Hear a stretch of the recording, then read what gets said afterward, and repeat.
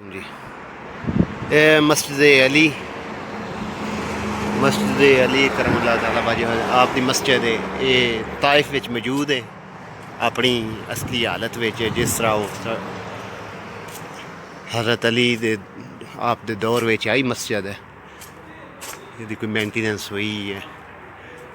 मस्जिद के अंदर चलने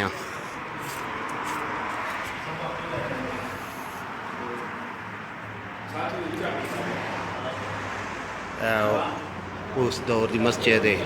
हाइट गल ख्याल है शायद थोड़ी उच्ची की गई है क्यों पुराना पत्थर जिथे तक नज़र आता है पिया उत तक ही है अलमारियाँ लकड़ लगी आई तो 1400 साल पहले दी है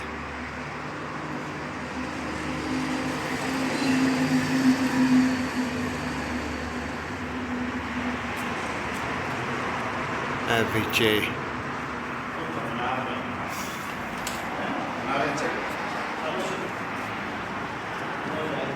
लेकिन मेरी सारे पाकिस्तानी भाइयों की गुजारिश है कि मस्जिद में ना लेख जाते हैं और फाकत असलम ते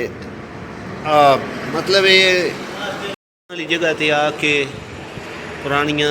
कदीम ज़ियारतां ने ते इन्हां दी जगह ते आके इत्थे नां लिखने का जोड़ा है ना ये साढ़े पाकिस्तानी वेख लो तकरीबन सारे पाकिस्तानी नां ने फैसल अमीन जट बुशरा बीबी इन्हां दा की मकसद है इत्थे दूसरे बंदे अगर पाकिस्तान तो अलावा कोई होर किसी होर ही मुल्क का बंदा आउंदा वो साढ़े बारे की तासर लवेदा दरवाज़ा बाहरला भरिया पिया हिना नसीम ते सैयद शुजात थले पाकिस्तान का बकायदा झंडा भी बनाया ना भाई अस्सलाम वालेकुम जी तैफ आए हैं मस्जिद है ते हजूर पाक सरकार सल्लल्लाहु अलैहि वसल्लम की मस्जिद आई तैफ च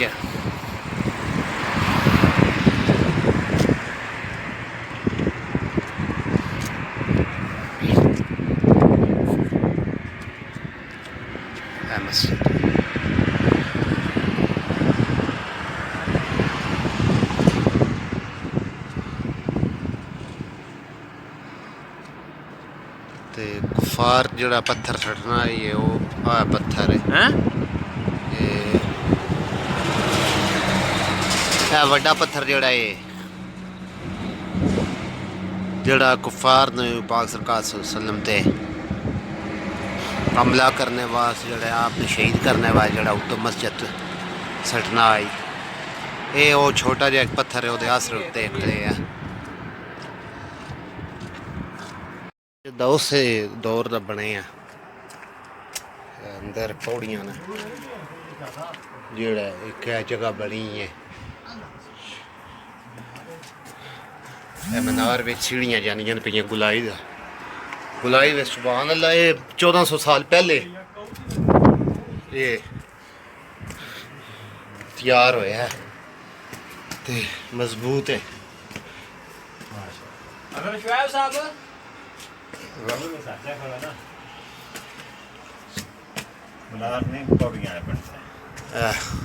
सारा पौड़ियां वाला मीनार बनया मेरे ना दोस्त अब्दुल मनाफ है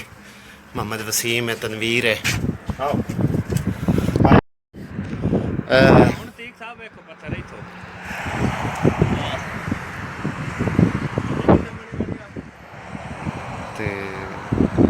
गली है इत्थे वो गार ने